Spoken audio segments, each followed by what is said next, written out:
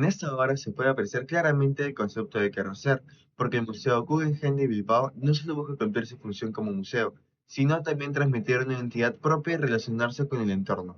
Su diseño, que está caracterizado por unas curvas y un revestimiento de titanio, hace que el edificio sea único y fácil de reconocer.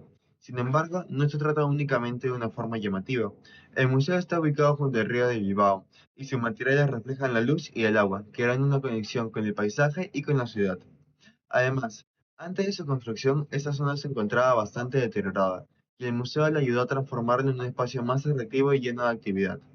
De esta manera, la obra no solamente se adaptó a su entorno, sino que le ayudó a contribuir de una forma en que mejoró una identidad propia para el lugar.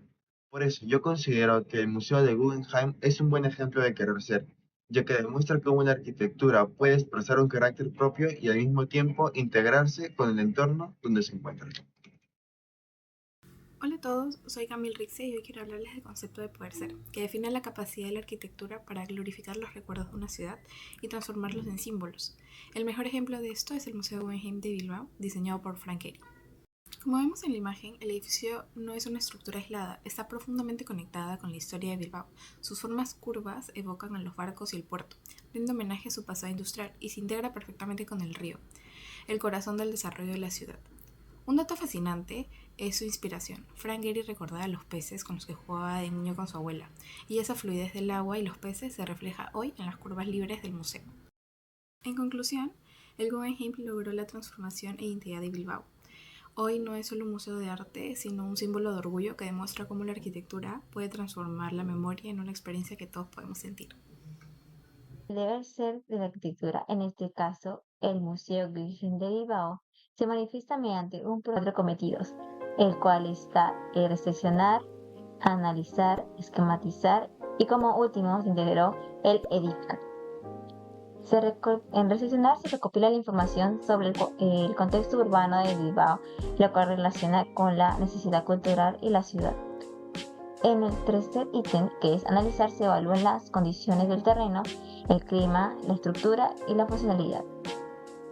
En esquematizar se desarrolla una propuesta arquitectónica basada en volúmenes curvos, lo cual es muy propio del arquitecto Frank Gehry, porque la mayoría de sus obras son más allá de lo convencional. Sus formas no son muy estructurales, sino que son indefinidas ya que están por curvas. Pero eso se puede lograr con el deber ser. Ahora, en edificar, para tener la propuesta definida, la propuesta se materializa mediante una estructura de acero y hormigón revestida con paneles de titanio. Esto se puede reforzar con las cuatro fuerzas de edificar.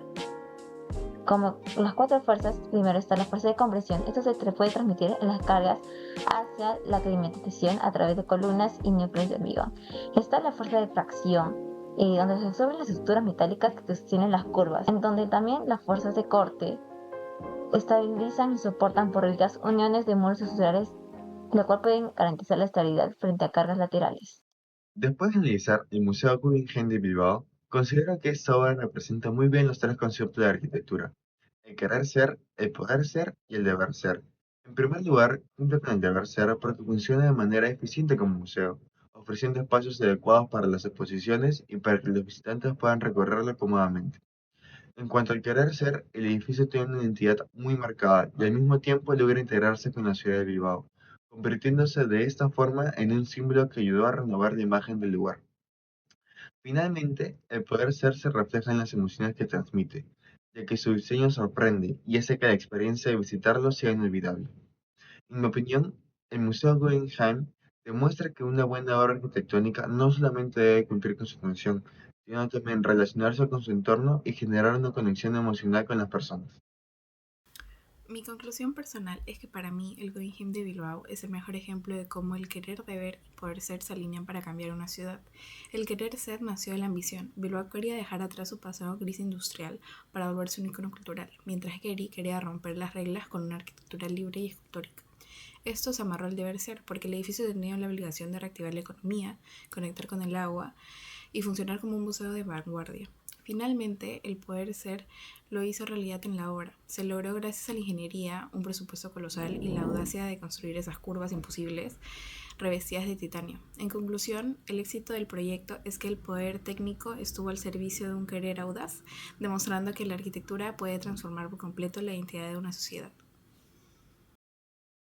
Mi reflexión sobre el trabajo es que entendí que es muy fundamental usar los 3 criterios o los 3 componentes de la arquitectura para poder realizar un proyecto.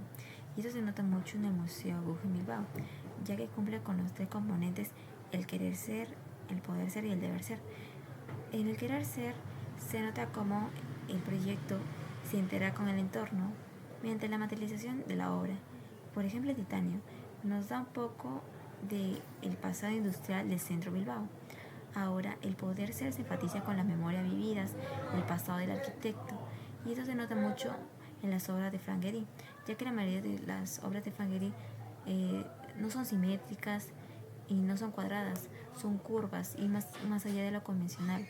Esto nos muestra mucho la identidad del arquitecto y también nos da un impacto a nosotros a no seguir con lo convencional, sino poder explorar y ir más allá.